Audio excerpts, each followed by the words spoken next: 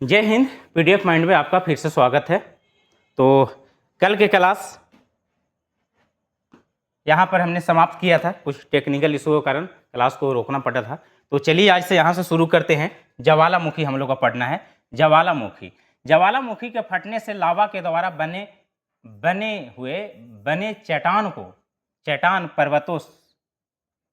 ज्वालामुखी फटने से लावा के द्वारा बने चट्टान पर्वतों से काली मिट्टी का निर्माण होता है। कहने का मतलब कि ज्वालामुखी जब फटता है तो ज्वालामुखी से जब लावा निकलता है तो लावा जब ठंडा हो जाता है तो लावा जब ठंडा होता है, लावा को ठंडा होने के बाद वो पर्वत बनता है, वो पहाड़ जैसा बन जाता है। और जो पर्वत और पहाड़ जो बनता है वो ब्लैक का बनेगा, वो काला बनेगा। और इसी काला पर्वत से काली मिट्टी का निर्माण होता है। काची का निर्माण होगा?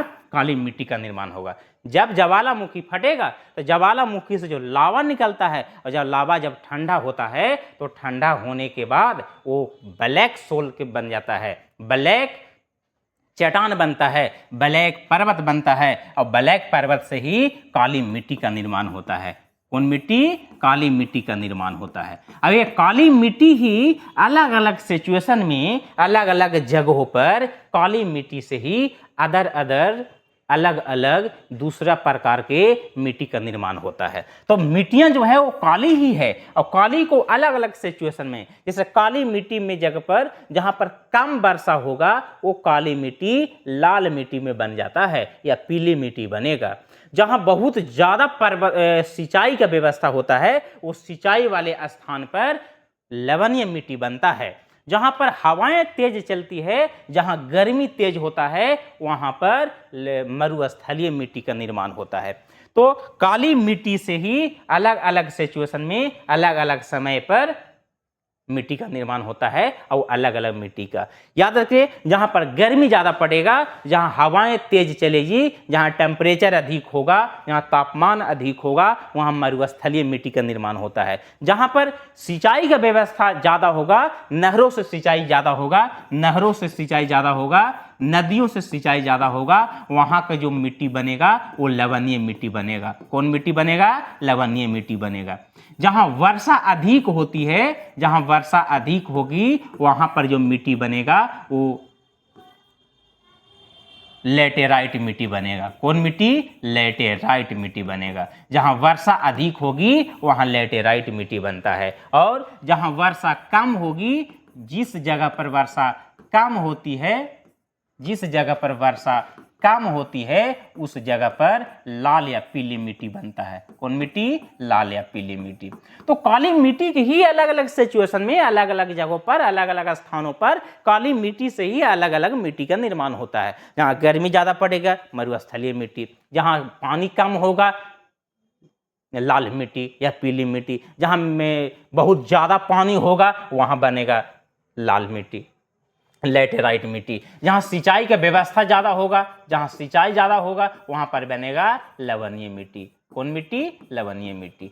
तो ज्वालामुखी के फटने से जो लावा ठंडा होती है, उस ठंडा होने से, लावा को ठंडा होने से एक पर्वत का निर्माण होता है। और जो पर्वत है वो ब्लैक होता है, वो काला होता है। और उस पर्वत के टूटने फूटने से जो मिट्टी का निर्माण होता है वो होता है ब्लैक सोइल, वो होता है काली मिट्टी। और काली मिट्टी में अलग अलग जगहों पर अलग अलग स्थानों पर अलग अलग टेम्परेचर में अलग अलग समयों के अनुसार वो काली मिट्टी अलग अलग मिट्टी में धीरे धीरे निर्माण हो जाता है। तो ज्वालामुखी समझ में आ गया। तो चलिए आगे चलते हैं।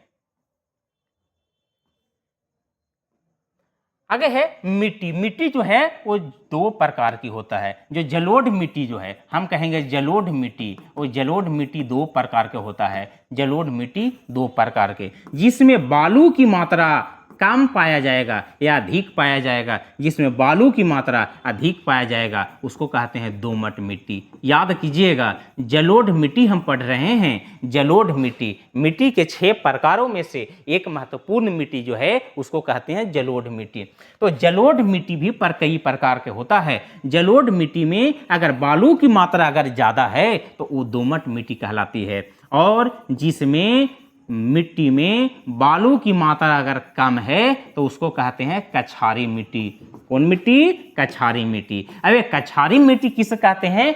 कछारी मिट्टी समझिए, जिस मिट्टी में पानी को भीगने से अगर मिट्टी पानी में भीग गया तो वो बहुत जल्दी कादो बन जाता है, वो बहुत जल्दी गीला हो जाता है, वो चुंबा की तरह चिपक जाता है, उसी को कहते हैं कछारी मिट्टी। तो ओकरा में बालू की मात्रा कम है, अगर बालू की मात्रा ज़्यादा होता तो चिपकता नहीं। बालू की मात्रा कम होने के कारण वो बहुत जल्दी गीला हो जाता है और बहुत जल्दी चिपक जाता है। लेकिन वही मिट्टी जब सूखेगा, जब नमी की मात्रा उसमें कमेगा, नमी पूरी तरह से सूख जाएगा, तो वो मिट्टी पत्थर से भी ज़्यादा मजबूत होगा। जैसे हम लोग आम भाषा में, देहाती भाषा में इसी मिट्टी को ना कभी कभी केवाल मिट्टी कहते हैं। जो केवाल मिट्टी, जो आहर के जो खास करके मिट्टी होती है, उसको केवाल मिट्टी कहते हैं। इसका जो कलर होता है, इस मिट्टी का जो रंग होता है, वो रंग जो होता है हल्का काला और भूरा टाइप का होता है, इसको कहते हैं कछारी मिट्टी। तो जलोढ़ मिट्टी में जितना बालू की मात्रा कम ज़्यादा होगा वो दोमट मिट्टी कहलाएगा, और जिसमें बालू की मात्रा कम होगा वो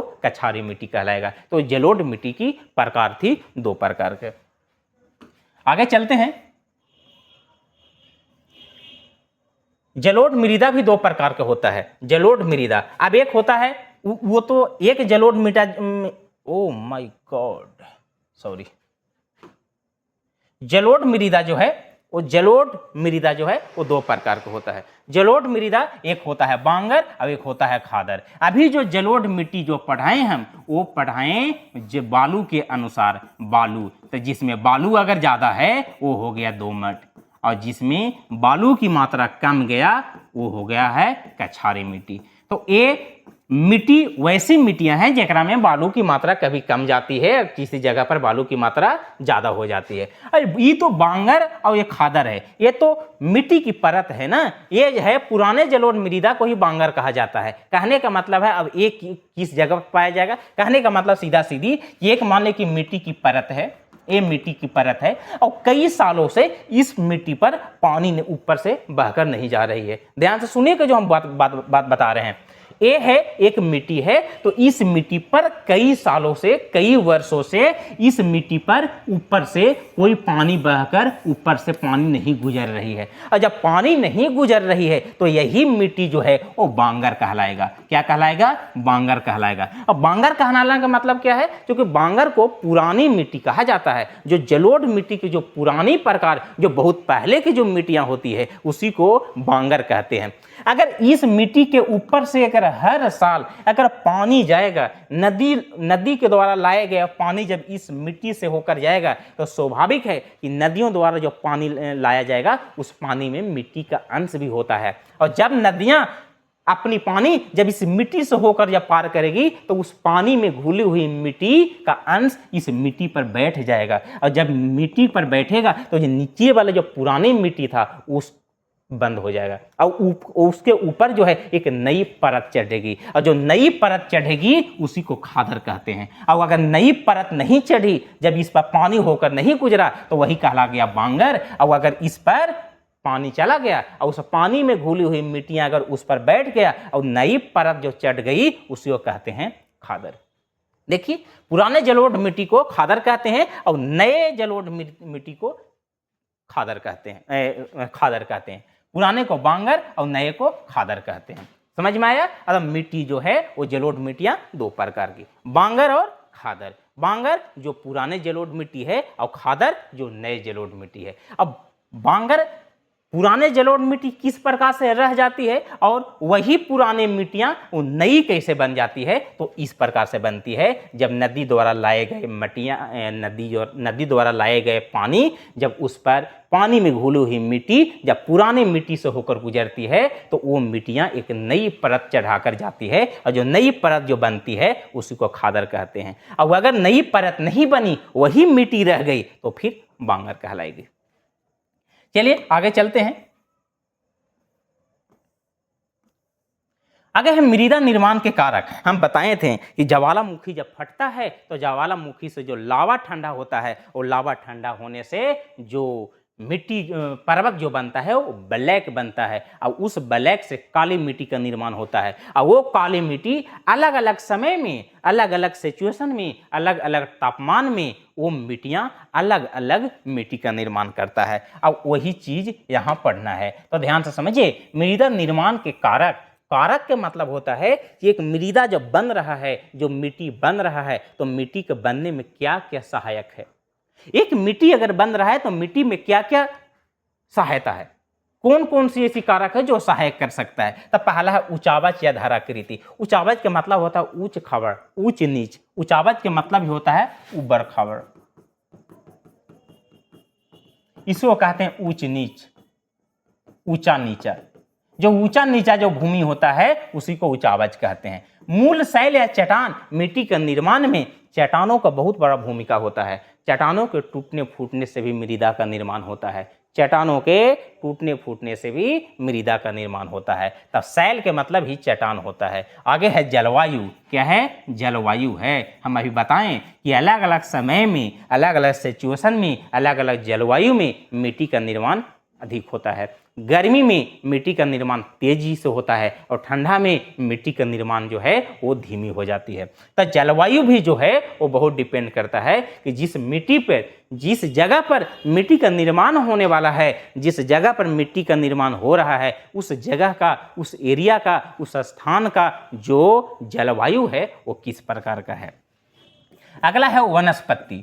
वनस्पति हमें बताएं, वनस्पति के मतलब होता है पेड़ पौधा। क्या?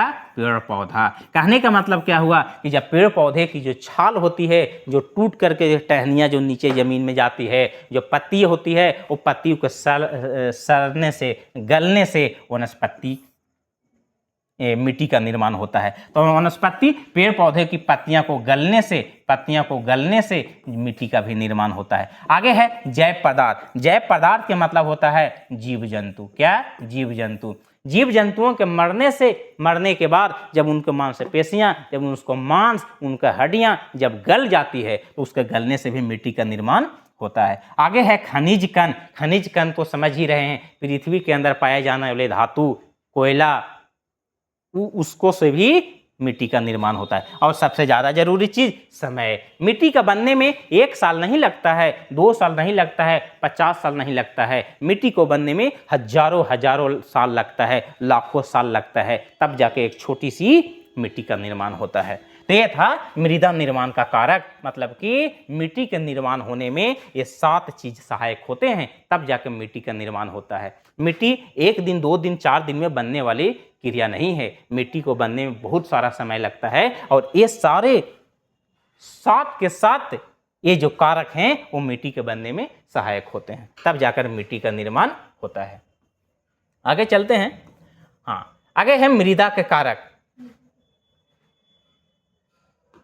मृदा के प्रकार जो है वो 6 प्रकार के हैं। ऐसे जो मृदा जो है वो मृदा 7 प्रकार के होते हैं, 8 प्रकार के होते हैं। लेकिन जो 10th क्लास में, 10वीं कक्षा में जो मिट्टियाँ पढ़ना है, वो मिट्टी जो है मात्र 6 प्रकार के मिट्टियाँ के बारे में पढ़ना है। वो 6 प्रकार कौन है तो देख लीजिए। पहला है जलोढ़ मिट्टी। मेरे ऐसा लगता है कि ये पूरा नहीं आ रहा है क्या पूरा?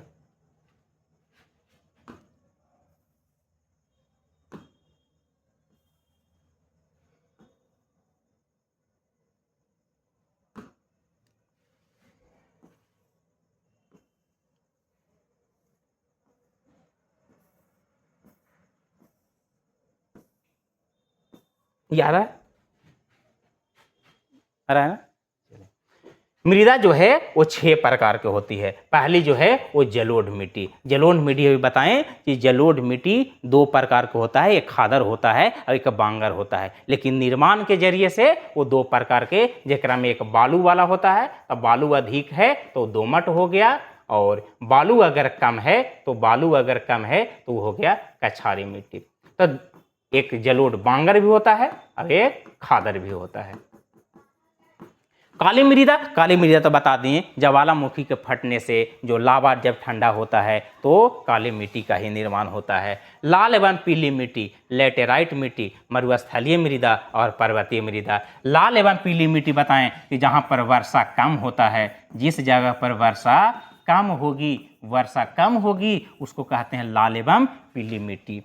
लेटेराइट मिट्टी जहाँ पर वर्षा अधिक होती है, वर्षा अधिक होती है, उसको कहते हैं, उस जगह पर, जिस जगह पर वर्षा अधिक मात्रा में होगी उसमें लेटेराइट मृदा का निर्माण होता है। मरुस्थलीय मिट्टी जहाँ पर तापमान अधिक होता है, जहाँ पर हवाएं तेज चलती है, जहाँ पर हवाएं तेज चलती है, जहाँ पर तापमान अधिक होती है, उस जगह पर मरुस्थलीय मृदा का निर्माण होता है।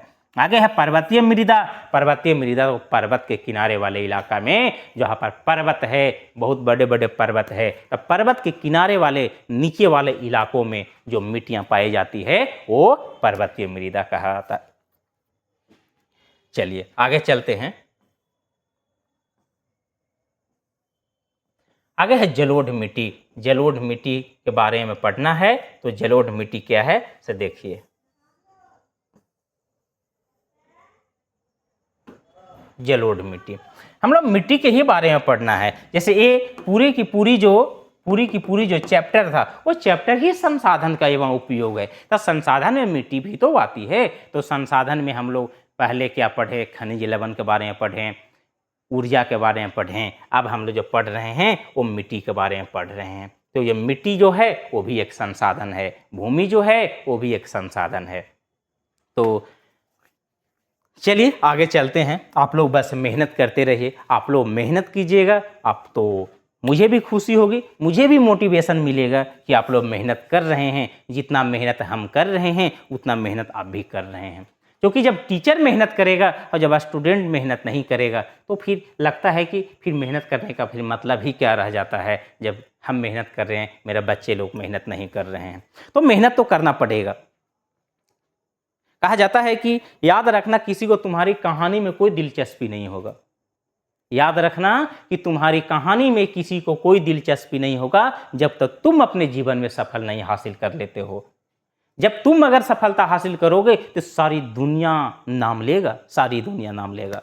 तो मेहनत करना जारी रखो। मेहनत करना जारी नहीं रखोगे तो दुनिया का कोई तेरी कहानी में दिलचस्पी नहीं लेगा। तुम क्या हो, तुम क्या नहीं हो, तुम क्या कर रहे हो, क्या नहीं कर रहे हो, दुनिया वाले कोई पूछने वाला नहीं है। इसलिए सबसे बहुत ज़रूरी चीज़ अभी क्या है, पढ़ाई। पढ़ाई बहुत ज़रूरी चीज़ है। तो आप पढ़िएगा, जितना पढ़िएगा उतना दहाड़िएगा।